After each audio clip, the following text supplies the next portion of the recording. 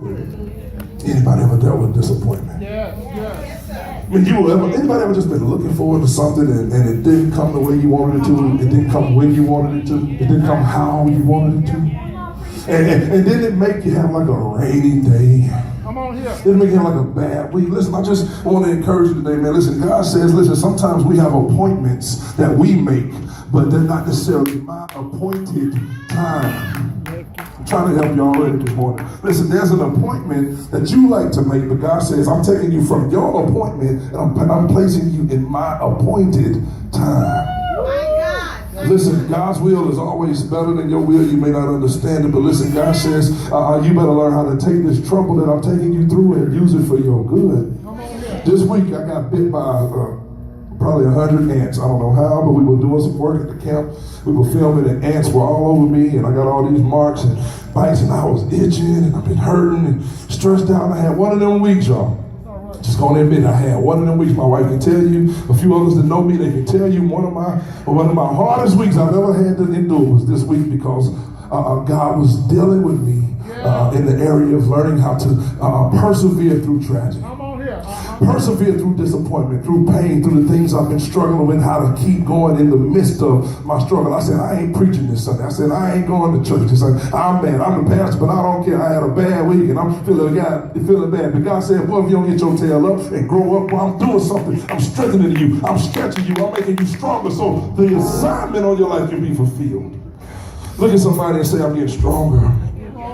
Get stronger. Listen, man, that's everybody's hurt. But see, when you get good and you start growing in God, you start to understand that even though we say it and we don't think of it, we say it all the time, but we don't sometimes believe it, that all things are really working together for my good, even though it doesn't make sense. Come on, my Bible readers, it said, David even said, I would have fainted lest I believed to see the goodness of God in the land of the living God. We've got to understand that even though it hurts, it's helping.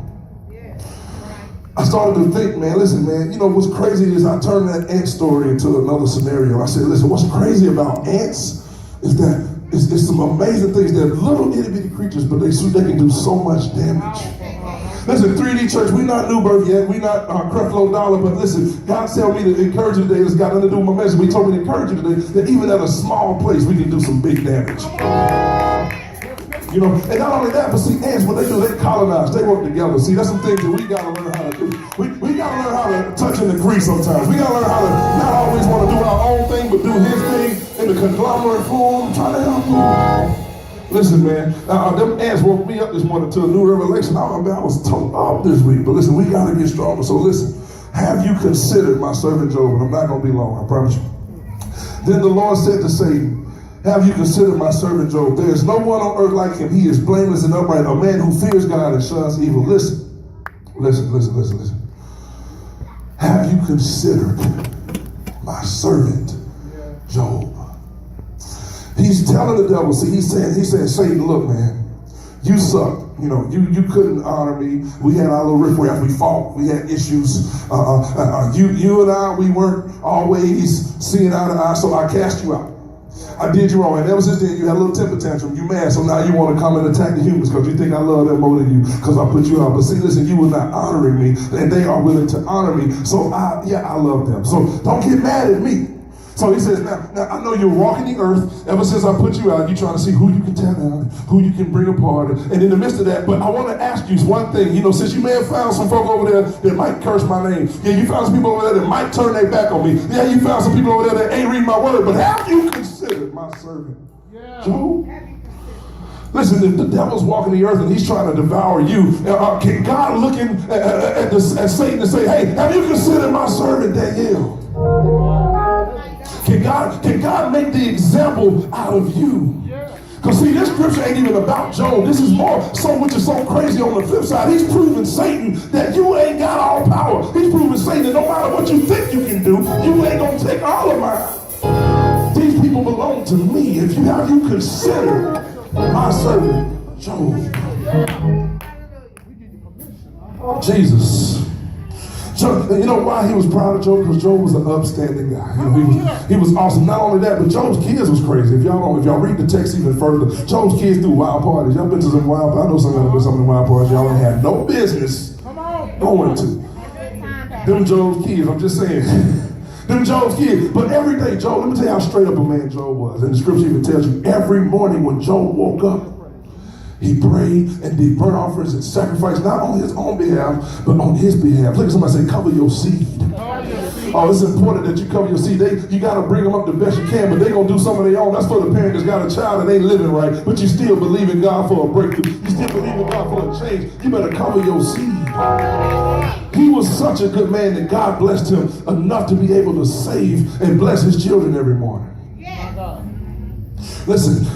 Can God put you on display? I just want to help you real quick. Really, can God put you on display? Because God had to prove to Satan that everyone is not jacked up. This week I was dealing, I wish she was still in here, but it's public information. Daphne, the woman that was just sitting here praising her heart out like never before up here on the stage and over there in the corner, just lost her father. And I had to be a part of the team of people that surrounded her in love and that was there when she found out, because we found out before she did. I've never seen faith like I saw in that woman that day in my office. When she sat there and, Marquette, her husband, Pastor Marquette, our chief worship leader here, he said, Daphne, I hate to be the bearer of bad news, but your father's gone. And I'm like, how is this going to go down? Because I lost my father a year ago this week. How is this going to feel? Because I know how I handled it. I didn't handle it well. I couldn't finish. I couldn't preach. I pushed as hard as I could. But the first thing that came out of that woman's mouth was, God, I got to trust you. My God. Yes, sir. Jesus, I want y'all to understand something with that. It's called at first faith.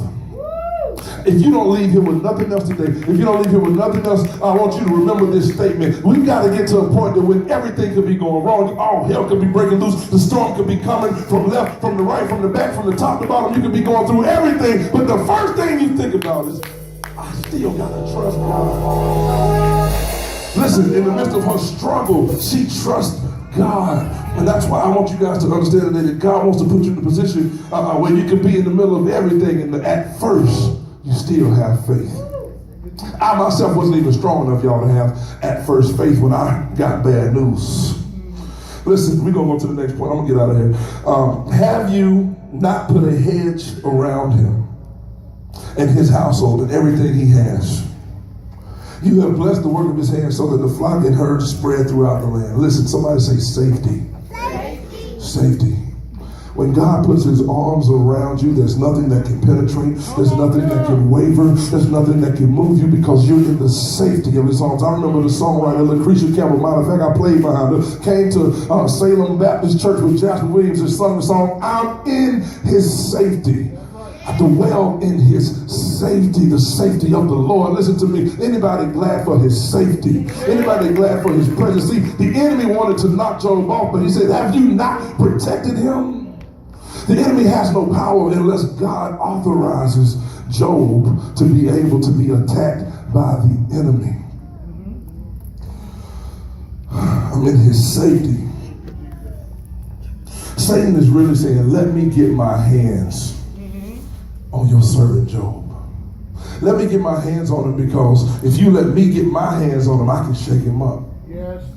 But I'm here today to encourage you today that in the midst of being shaken up, that God will always cover you. God will always protect you. There's nothing. Matter of fact, the enemy can't even touch you without permission. The enemy can't even touch you without permission. Listen, God always will. God will always protect you. God will always keep you. No matter what it may seem like, God says the enemy cannot touch you unless I give him authorization. I'm just trying to help somebody in this room today. Listen, there's a such thing called jurisdiction. There's a such thing that police from DeKalb County cannot arrest you in Fulton County. There's a limitation. God is the master of limitations. God says, I'll let him mess with you because I need you to grow. I need you to get better, but I need him to stand still, because you can touch everything, but you cannot touch him, because I've given you restriction. Listen, he knew that if he could touch Job, he'd just kill him straight out. God says, I don't need you to kill him. That should be encouragement for you, because if God allows some things to happen to you, know that they did not come to kill you, but they came to make you stronger. Hallelujah. Hallelujah. Hallelujah. So listen.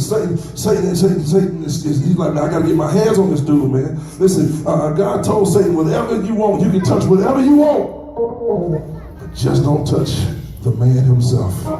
Listen, I want to encourage you, the faith you.